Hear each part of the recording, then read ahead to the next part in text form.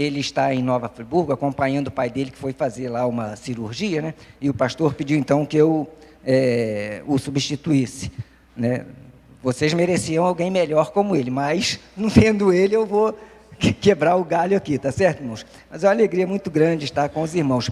E eu pensei o seguinte, irmãos, como o pastor está estudando os livros da Bíblia e fazendo estudos específicos sobre os livros bíblicos, né? Já fez de Tiago, agora está fazendo do Apocalipse, eu pensei nesta noite tratar com os irmãos a respeito da própria Bíblia, da própria palavra de Deus, né? Assim, procurando juntar o que ele está fazendo com a importância de conhecermos a Bíblia. E é interessante, irmãos, que muitas vezes nós não temos a menor ideia de como nós chegamos a esses 66 livros. Não é mesmo? A gente pega a Bíblia, usa a Bíblia, lê a Bíblia, vai para lá, vai para cá, carrega a Bíblia e tal, mas não sabemos como é que se chegou a esse conteúdo. E isso é uma história, irmãos, fascinante, e é uma das mais importantes doutrinas que nós temos enquanto cristãos. Por isso devemos conhecer a Bíblia, porque conhecendo a Bíblia, conheceremos Deus. Se a ideia que nós temos da Bíblia é verdadeira, a ideia que nós teremos de Deus também será verdadeira. Mas quando temos uma ideia falsa das Escrituras, a ideia que nós temos de Deus e de todo o restante, por consequência, por decorrência, é também falsa. Então eu quero tentar tratar com os irmãos, embora seja um assunto assim tremendamente extenso, mas eu quero tentar tratar com os irmãos a respeito da doutrina da palavra de Deus nesta noite. E eu quero ler para os irmãos um versículo, que os irmãos que quiserem podem abrir aí em suas Bíblias, que está em 2 Timóteo 3, versículos 16. 2 Timóteo 3,16, nos diz o seguinte, os irmãos já devem ter achado aí, né? 2 Timóteo 3,16 nos diz que toda a Escritura é inspirada por Deus e útil para o ensino, para a repreensão, para a correção e para a educação na justiça. Então vejam bem, irmãos, toda a Escritura é inspirada por Deus. Nós poderíamos, muito embora essa palavra escritura, ela tenha um contexto específico nesta época ligada ao Antigo Testamento, nós podemos fazer uma releitura deste versículo dizendo o seguinte: toda a Bíblia, como nós a temos, é inspirada por Deus. Então, a doutrina, né, dentre as muitas doutrinas que temos, nós temos a doutrina das Sagradas Escrituras, né? A bibliologia, que significa o estudo da Bíblia. E a primeira coisa que nós devemos atentar é o seguinte: afinal de contas, o que é doutrina? Porque tanto se fala em doutrina, muitas vezes a gente ouve falar em mensagens sobre doutrina, o pastor vai pregar uma mensagem doutrinária, o irmão falou da doutrina tal, comentamos, mas nós não sabemos, na verdade, qual é a importância e o significado do que é doutrina. Isso é fundamental para nós, irmãos, porque de tudo nós devemos ter uma ideia correta. Então, o que é doutrina? Doutrina são proposições essenciais a um sistema qualquer. Uma doutrina é uma proposição essencial a um sistema qualquer. Isso quer saber significar o seguinte: se em um determinado sistema qualquer uma doutrina dele é retirada, ele rui completamente, porque ele não se sustenta sem aquela doutrina. Então nós podemos afirmar que a doutrina bíblica é um conjunto de crenças fundamentais, bíblicas, que nós temos, que sustentam a nossa fé. Então tudo que é doutrina bíblica, ela é fundamental para sustentar a nossa fé. Vejam bem, a doutrina da ressurreição de Cristo, da pessoa de Cristo. O apóstolo Paulo diz o seguinte: se Jesus não ressuscitou, nós somos os mais miseráveis dos homens. Por quê? Porque a ressurreição de Cristo é uma doutrina fundamental para a nossa fé, porque se Jesus não ressuscitou, nós estamos todo mundo perdendo tempo. Então vejam a importância do conceito de doutrina. A mesma coisa com a doutrina bíblica. Se a Bíblia é uma verdade, nós estamos no caminho certo. Agora, se a Bíblia ela não é uma verdade, se essa doutrina bíblica ela não é verdadeira, nós estamos perdendo tempo, não é mesmo? Mas nós podemos ver pela própria Bíblia, pela nossa história, que a Bíblia é a palavra de Deus a nós revelada, e essa nos é uma doutrina caríssima, pela qual devemos ter todo apreço e todo cuidado, para não cairmos em engano. Nós sabemos que Deus revelou-se ao homem por meio da palavra de Deus, por meio da Bíblia. Por isso é importante conhecermos a Bíblia, porque quanto mais conhecemos a Bíblia, mais conhecemos a Deus, e também mais nos conhecemos, irmãos. Porque uma das grandes maravilhas da Bíblia é permitir que o homem conheça-se a si mesmo e conclua que ele precisa de Deus. O homem pode ter tudo na vida, pode ganhar tudo, pode conquistar tudo, mas se ele não tiver Deus, ele não tem nada, e ele somente terá Deus se ele o tiver por meio do conhecimento da Bíblia, da revelação de Deus na sua palavra, que é a Bíblia. Então vejam a importância, de conhecermos a Bíblia. Se nós crermos que a Bíblia é a palavra de Deus a nós revelada, nossa fé e prática vai ter todo sentido. Caso contrário, nenhum sentido. Então, queridos, eu quero ver com os irmãos, como que a Bíblia, como que a palavra de Deus, esses livros que aqui estão, chegaram até nós, e por que nós realmente devemos crer naquilo que está aqui. Ora, nós cremos naquilo que está aqui simplesmente porque alguém falou que nós deveríamos crer? Ouvimos alguém falar e sai todo mundo atrás crendo? Ou temos provas, ou temos experiências pessoais que ratificam aquilo que aqui está posto por obra do Espírito Santo? Nós sabemos que o Velho Testamento, como que a Bíblia se formou? Nós temos no Velho Testamento 39 livros, e no Novo Testamento 27 livros, num total de 66. Esses 66 livros é o que se chama de cânon. Muitas vezes a gente ouve falar em cânon. O que é cânon? Cânon é o conjunto dos 66 livros que nós temos na palavra de Deus. Mas esta palavra, ela nos dá também uma outra ideia, porque o cânon, ele significa uma medida, ele significa uma determinada regra. Então nós podemos, a partir daí, não só concluir que o cânon são os 66 livros postos na palavra de Deus, porque inspirados por Deus, mas é também aquela regra de fé e conduta, aquela regra de vida que Deus espera que tenhamos, com base na sua palavra.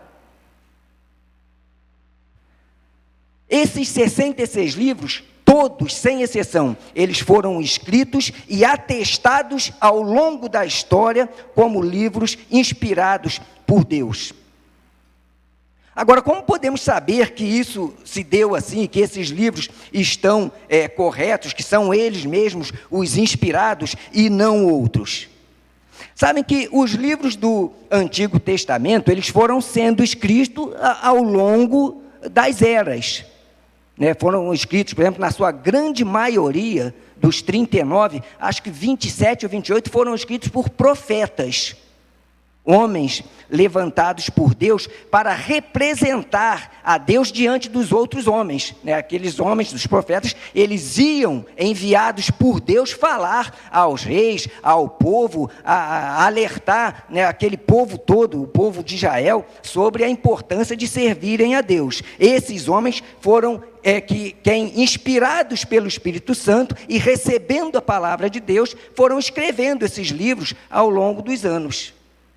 E é interessante porque em diversos livros do Antigo Testamento, nós temos a seguinte afirmação: e disse Deus, por meio do profeta, por intermédio do profeta. Então, o profeta falando ao povo, era Deus falando ao povo, por intermédio do profeta. Hoje, Deus falando ao povo, por intermédio do pastor, dos seus servos, é Deus falando ao povo.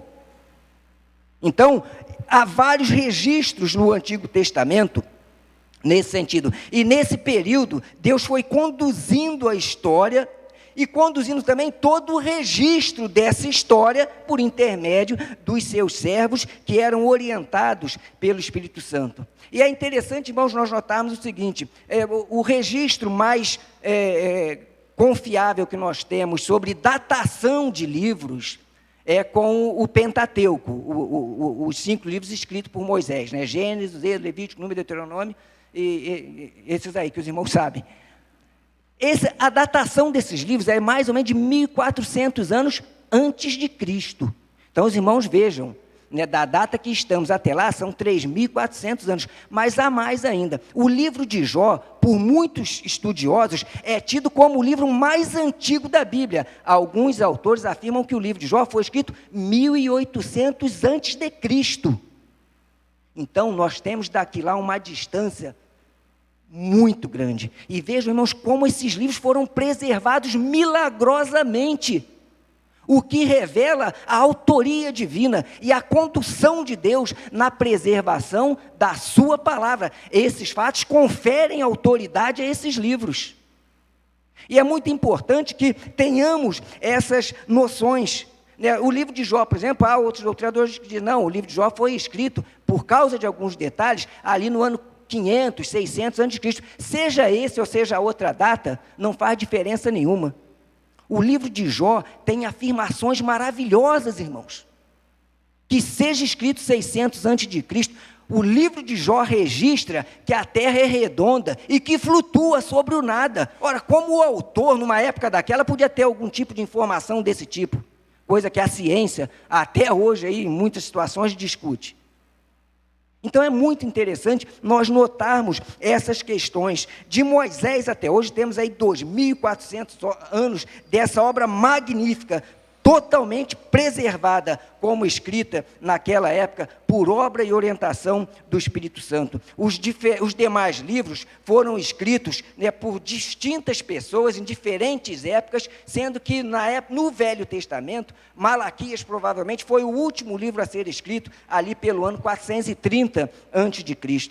Todos esses 39 livros do Antigo Testamento eram absolutamente aceitos pela comunidade judaica, que entendia que esses livros eram livros divinos inspirados, e tanto que o cânon judaico, a Bíblia judaica, era composta justamente desses 39 livros, exatamente como nós os temos hoje, com diferença apenas na ordem. Então, quando Jesus veio ao mundo, já existia lá a Bíblia hebraica com os mesmos 39 livros que nós temos hoje. Os irmãos devem lembrar, por exemplo, que Jesus, de uma certa feita, ele entrou na sinagoga e pediu que lhe dessem o livro para ele ler. Qual o livro que foi entregue a Jesus para ler? O livro de Isaías, que fazia parte da Bíblia hebraica, do cânon hebraico, do livro considerado inspirado. Ora, Jesus leria e ensinaria com base em um livro que não fosse divino? Em absoluto, isso jamais aconteceria. Mas aconteceu uma questão, no transcurso desse tempo aconteceu algo. Lá pelo século III antes de Cristo, quando esses 39 livros eram, né, tem lá uma discussão, outra, mas há um consenso que esses 39 livros eram plenamente aceitos como inspirados por Deus. Um determinado rei egípcio, ele pediu que fosse feita uma tradução daqueles livros, traduzindo do hebraico para o grego. E aí apareceu uma novidade. Daí surgiu a diferença entre a nossa Bíblia e a Bíblia católica. Porque nessa tradução, aqueles homens incluíram esses 7 livros, que eram livros existentes, que circulavam por lá e tal, tinha lá uma discussão e tal, incluíram esse livro. Mas vejam bem, por que nós não consideramos esses livros? Vocês vejam que Jesus, lá em Lucas 24, 44, ele faz uma referência muito interessante, irmãos, à palavra de Deus. Ele, lendo ali a palavra de Deus, ele faz nesse versículo uma referência à lei, aos profetas e aos salmos. Ou seja, Jesus, nesta passagem, ele se refere ao Pentateuco, a todos os profetas e aos salmos. Ou seja, ele ratifica praticamente todo o Velho Testamento, todo o Antigo Testamento, todos os 39 livros do Antigo Testamento. Então, Jesus dá um testemunho para nós da origem divina destes livros e de nenhum outro. Nós temos o testemunho, por exemplo, do apóstolo Paulo, em Romanos 15, 4, que era um profundo conhecedor de todo o Antigo Testamento, mas especialmente do Pentateuco, porque era um fariseu. E ele diz, tudo que dantes foi escrito, o foi para nosso ensino. O que é que dantes foi escrito? A que ele se refere? Todo o Antigo Testamento, na forma como ele já existia, com os 39 livros. Então, a comunidade cristã naquela época já aceitava unanimemente, como inspirados por Deus, unicamente esses 39 livros, nenhum a mais. Esses 39 livros, eles faziam parte da Bíblia hebraica, foram escritos em hebraico e aramaico, e a partir daí é que surgiu essa questão da tradução da Bíblia hebraica para o grego. O rei Ptolomeu Filadelfo, se eu não me engano, um rei egípcio, ele diz da história que ele, convencido pelo bibliotecário da Biblioteca de Alexandria, que foi uma das maravilhas do mundo antigo, alguns historiadores dizem que havia naquela biblioteca até próximo de 700 mil livros em rolos, Depois ela pegou fogo, foi tudo destruído, aquela história toda. Mas o rei falou, bom, então vamos arrumar um jeito aí, traduz a Bíblia do hebraico para o grego e vamos colocar aqui na biblioteca também para compor o nosso acervo aqui. E aí diz a história, embora não haja um consenso, que 70 homens, em 70 dias, traduziram toda a Bíblia hebraica para o grego. E por isso essa versão se chamou Septuaginta. A gente ouve falar, Septuaginta, ouve falar Septuaginta para lá, Septuaginta para cá. O que é Septuaginta? É a tradução da Bíblia do hebraico para o grego. E foi nessa tradução que esses livros foram incluídos.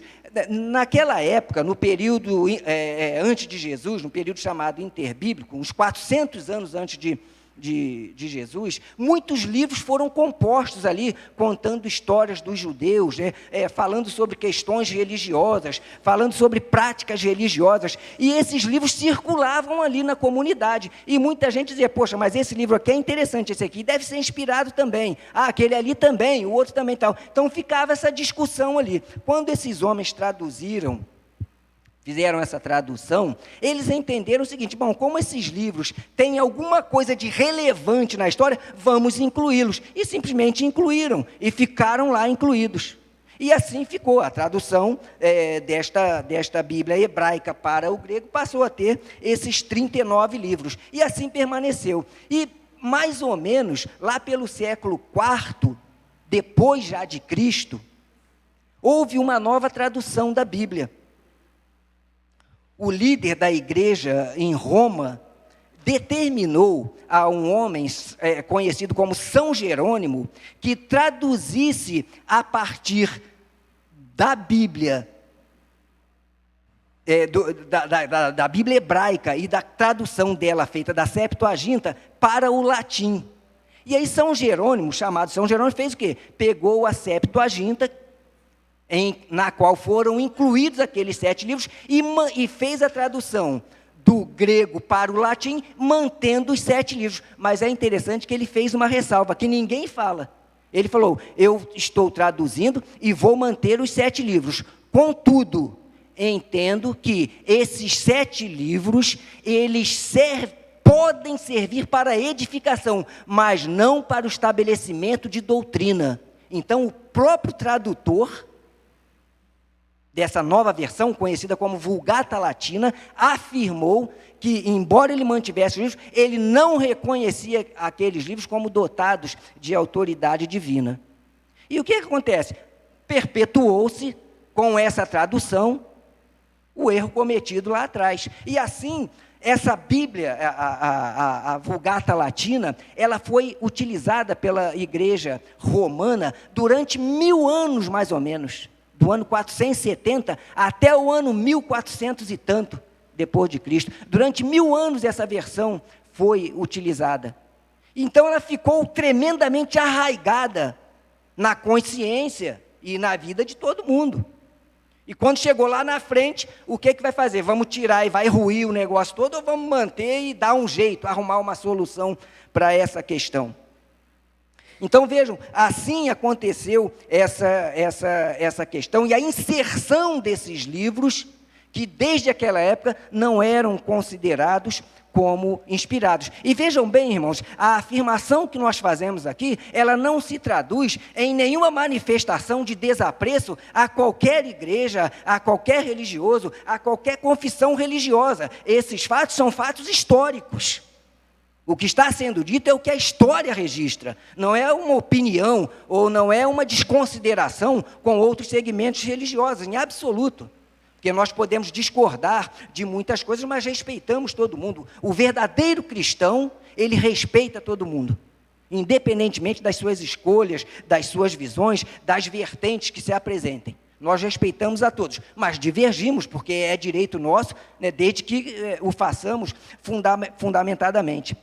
Então, outras traduções também foram feitas a partir da Vulgata Latina, e essa questão foi se perpetuando. Mas é interessante nós notarmos o seguinte: Jesus nunca se referiu a nenhum desses livros, nenhum deles, nem a Macabeus, nem a Sabedoria, a Eclesiástico, aos outros que tem lá. Jesus nunca se referiu a nenhum deles. Os apóstolos nunca os mencionaram. Quando é que o apóstolo Paulo mencionou um livro desse na palavra de Deus? Tem. Nenhum dos apóstolos, nenhum dos chamados pais da igreja, né? Aqueles homens que defenderam a doutrina apostólica das muitas heresias que surgiram no início da história cristã, nenhum deles fez referência a esses livros, salvo lá um ou outro por uma questão qualquer, mas a maioria esmagadora deles nunca se referiu a esses livros. Então, é muito importante nós notarmos essas questões para entendermos que a Bíblia, como nós a temos, é a palavra de Deus, conforme registra a história e conforme o testemunho do próprio Senhor Jesus e dos apóstolos, nossos predecessores na fé. E a partir, irmãos, dessa situação toda criada aqui, começou a haver um certo incômodo de como a igreja majoritária estava conduzindo as coisas, e utilizando tanto parte da Bíblia como a própria igreja, valendo-se disso, para espalhar falsas doutrinas, e causar um mal tremendo às pessoas, enganando-as. E alguns homens de Deus começaram a se levantar e dizer assim: olha, mas isso não pode ser assim, porque o que está sendo aqui é frontalmente contrário ao que está na Bíblia, ao que está registrado. Então nós não podemos aceitar isto. E homens de Deus, como John Wycliffe, por exemplo, o John Knox, João Calvino, e outros homens mais, John Hus, Zwinglio, eles começaram a combater essas heresias, e falando: nós não vamos aceitar isso, nós vamos ficar com a verdade que está nos 66 livros, e não aceitaremos. Por quê? Porque, infelizmente, a igreja católica começou a pregar heresias, e a história registra isso como a venda de indulgências. Olha, pague aqui X e você tem a salvação garantida. Confesse seu pecado aqui ao padre X ou Y, ele vai te perdoar direto. Basta você pagar X ou Y, você está garantido, não tem problema. E começaram-se a ensinar verdadeiras heresias, utilizando muitas vezes com base nesses livros. Como, por exemplo, a Imaculação de Maria, que não tem lugar nenhum na Bíblia, mas no livro tem. Usam muitas vezes esses livros para dizer essa inverdade. Porque, com todo o respeito que temos, a mãe de nosso Senhor e Salvador Jesus, que era uma mulher especial, e se não fosse, não teria sido escolhida por Deus, mas era humana, como qualquer um de nós. Então, muitas questões foram combatidas por esses homens. Doutrina do purgatório, a Bíblia, irmãos, é rigorosamente clara. Ao homem está ordenado morrer uma só vez. Vindo depois disso o juízo. Morreu, acabou, já era. Esquece. Está bem com Deus, está bem. Não está, meu amigo, não vai voltar para... Não vai purgar, não vai voltar, não vai reencarnar. Não tem, é o que está na Bíblia. A Bíblia é clara. Ora, ou nós cremos na Bíblia, ou não cremos. Nós temos que fazer uma opção. Não dá para ficar em cima do muro. A Bíblia em Hebreus 9, 27 diz o quê? Ao homem está ordenado morrer uma só vez. Acabou. Se eu creio na Bíblia, eu tenho que aceitar aquilo que a Bíblia diz. Então vejam, muitas dessas questões foram combatidas. E a reforma teve seu ponto de culminância, que aliás vai fazer 507 anos agora, dia 31 de outubro, com Martinho Lutero, que não foi o primeiro nem o último reformador, mas foi o ponto de culminância da reforma, porque Martinho Lutero, sendo padre, estudando a Bíblia e reconhecendo que aquilo que era defendido pela Igreja Católica na época era falso, não era verdadeiro, segundo a própria Bíblia, ele rompeu com a Igreja Católica, afixou suas 95 teses lá na Catedral de Wittenberg e fixou alguns precedentes que deveriam ser rigorosamente observados por quem verdadeiramente quisesse crer em Deus e ter com Ele uma relação. Vejam que aí foram fixados, né, como fio condutor da relação do homem com Deus, aqueles 5 solas que falam lá em latim, né? Só Cristo é mediador.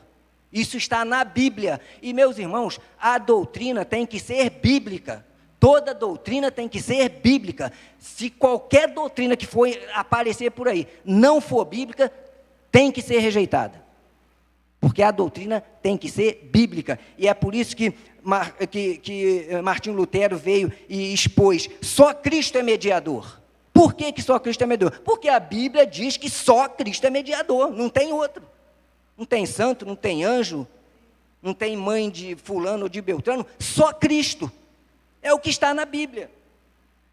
Depois ele vem e diz: a salvação é somente pela graça. Então salvação não está na igreja. Lamentavelmente, mas com todo respeito, a Igreja Católica diz o seguinte: a salvação está na igreja. Quem não está na Igreja Católica não está salvo. Isto não é verdade. Não é verdade. Porque a Bíblia diz que só Cristo salva. Salvação não está na igreja. Ninguém detém o monopólio da salvação. Cristão de verdade, ele não é mais salvo nem menos salvo que nenhum dos outros cristãos. Todo aquele que crê em Cristo é salvo. Se ele é da religião X ou Y, pouco importa. Se ele é da igreja X ou Y, pouco importa. Porque a igreja não salva ninguém, religião não salva ninguém. Só Cristo salva. E isto ficou assentado como verdade fundamental da nossa fé. Salvação só pela graça. Não há mérito humano que possa salvar o homem. Eu vou fazer um monte de boas obras, vou dar esmola, vou fazer não sei o quê, vou fazer isso, vou fazer aquilo para ser salvo. Vai morrer perdido, porque não tem salvação pelas obras. Isso está na Bíblia.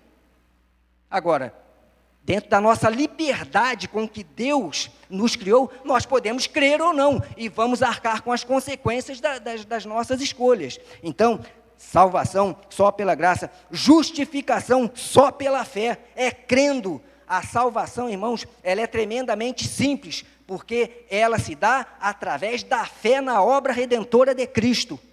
Ponto final. Só a Bíblia é regra de fé e conduta.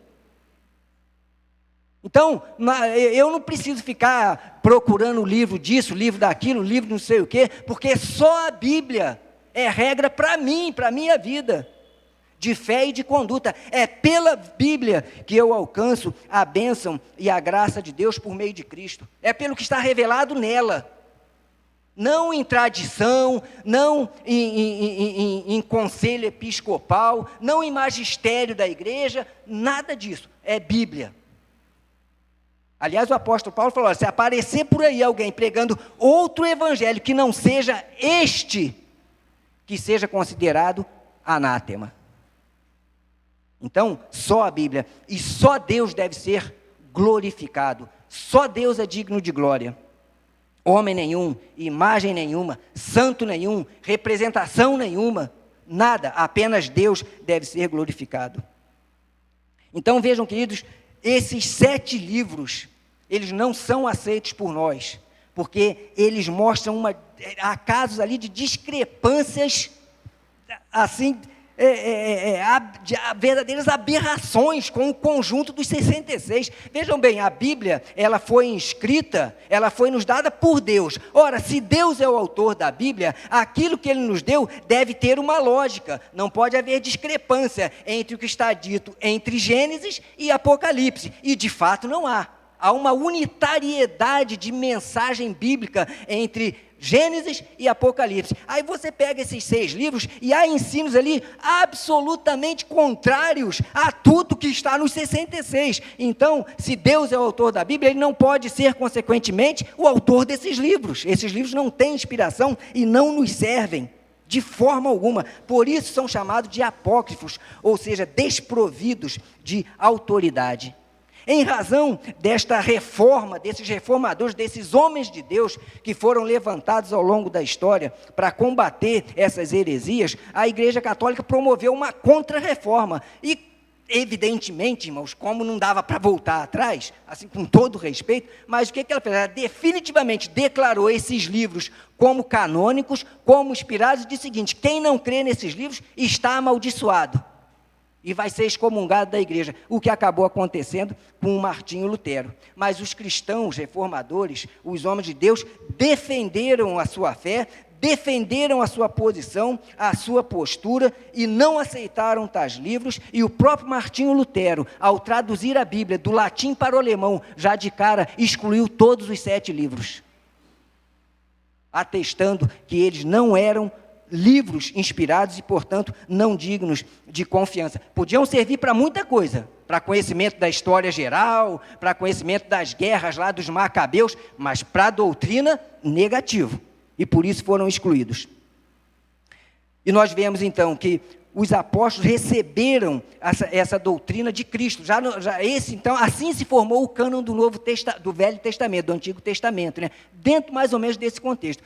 O Novo Testamento é interessante, irmãos, já na formação do cânon do Novo Testamento, não há problemas. Por quê? Porque a Igreja Católica, as igrejas protestantes de uma forma geral, e inclusive a Igreja Cristã Ortodoxa, elas sempre aceitaram esses 27 livros como canônicos. Então, não há nenhuma divergência no que diz respeito ao Novo Testamento com relação aos 27 livros. Todos são iguais. Pode ser que a ordem lá seja outra, mas os livros são exatamente os mesmos. E é interessante nós notarmos o seguinte: o Novo Testamento, nós temos provas bíblicas da inspiração divina deles. Por quê? Porque o próprio Senhor Jesus, Ele afirmou lá em João 14, 26, o seguinte, que o Espírito Santo, porque Jesus ia ensinando a doutrina, Jesus não ia ditando lá para eles, escreve isso, escreve aquilo, Jesus ia ensinando, era uma tradição oral, mas Jesus falou para eles, deviam ficar preocupados, como é que nós vamos registrar esse negócio, meu Deus do céu? Jesus falou para eles que, olha, não se preocupem, porque o Espírito Santo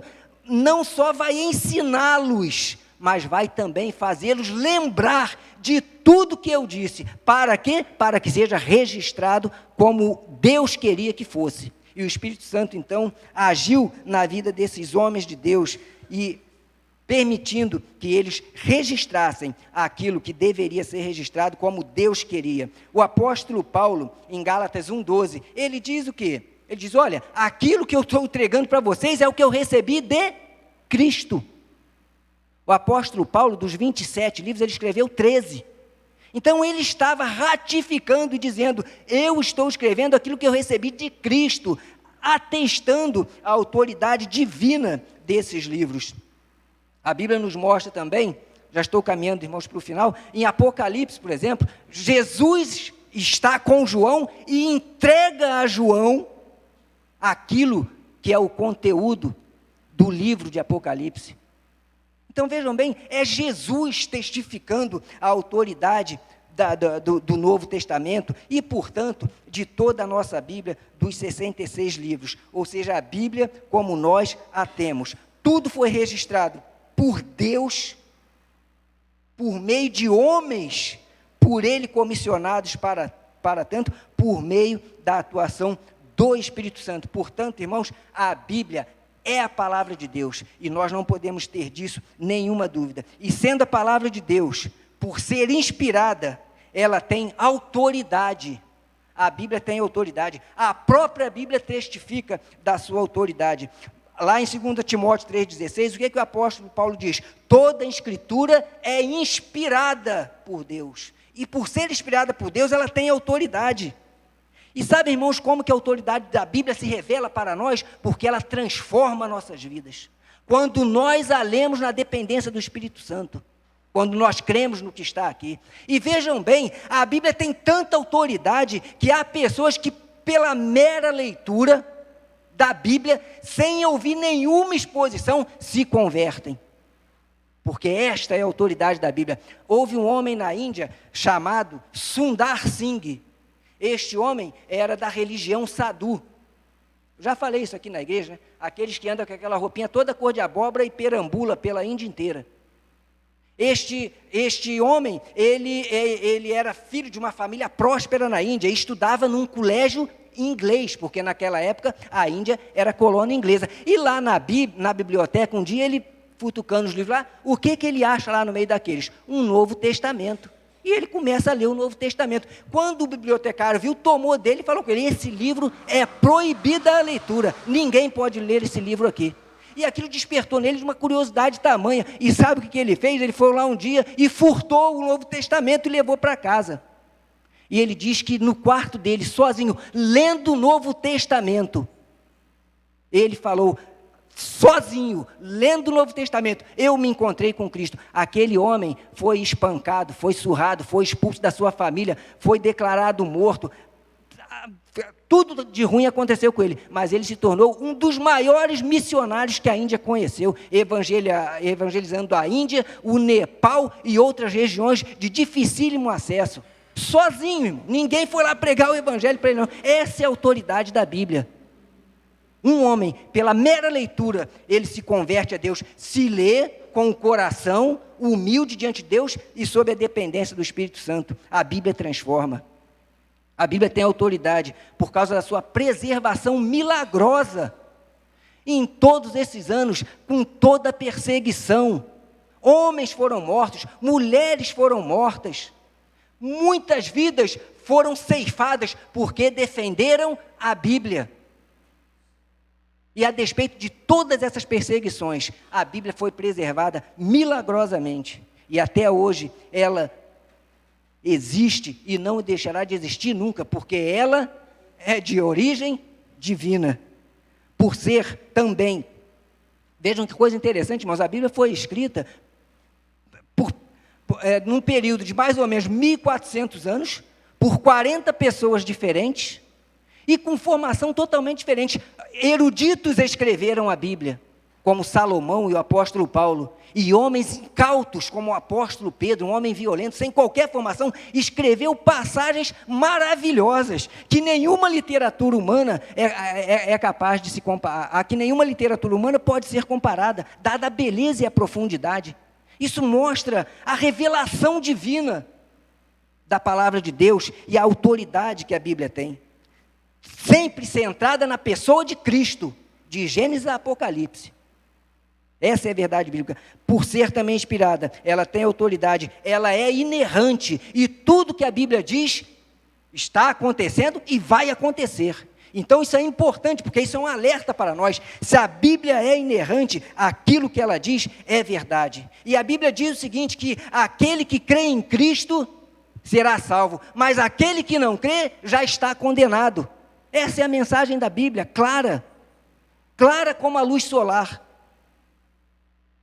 É por isso que ela é inerrante. Então, querido, se você não tem uma experiência com Cristo, creia, porque a Bíblia é inerrante, e a Bíblia diz que somente em Cristo há salvação, somente por meio do sangue de Cristo podemos alcançar o perdão dos nossos pecados. A Bíblia é inerrante, e nenhum fato em que haja porque há, meus irmãos, contradições, né? Por exemplo, há textos na Bíblia que pode haver contradição de uma palavra, ou de um contexto qualquer, mas são perfeitamente explicáveis. Mas algumas pequenas contradições que o texto bíblico tem entre um livro e outro, entre uma passagem e outra, eles não chegam a 5%. E nenhum deles se refere à doutrina. São textos informativos. Então, isto, de modo algum, como alguns dizem, não testifica contra a palavra de Deus. Muito pelo contrário, ratifica. E a Bíblia também, tendo autoridade, sendo inerrante, ela é suficiente. É suficiente, irmãos. Basta para nós a Bíblia. A Bíblia nos basta, porque a Bíblia contém as verdades eternas de Deus a nós revelada, e sendo suficiente, é ela quem nos conduz ao Pai, por meio de Cristo. Portanto, queridos, nós devemos amá-la, nós devemos estudá-la, nós devemos conhecê-la, irmãos. Sabe, irmãos, a visão que eu tenho às vezes é que muitos dos crentes, eles simplesmente não estão nem aí para conhecer a Bíblia. Vocês sabem que os muçulmanos, com a idade de 7, 8 anos, eles começam a estudar o Alcorão debaixo de vara. Não tem conversa, não. Tem que decorar aquele negócio. E se não quiser, é varada em cima, aprende na marra. E nós temos toda a liberdade para estudar esta palavra, viver por esta palavra, nos alimentarmos desta palavra, e nem sempre damos a importância devida. É por isso que é importante o irmão e a irmã vir aqui quarta-feira, para que possamos aprender mais ainda da palavra de Deus, porque a palavra de Deus tem que ser aquela que alimenta as nossas almas, que mata a nossa sede e que nos leva a um verdadeiro e marcante encontro com Deus por meio do Senhor Jesus.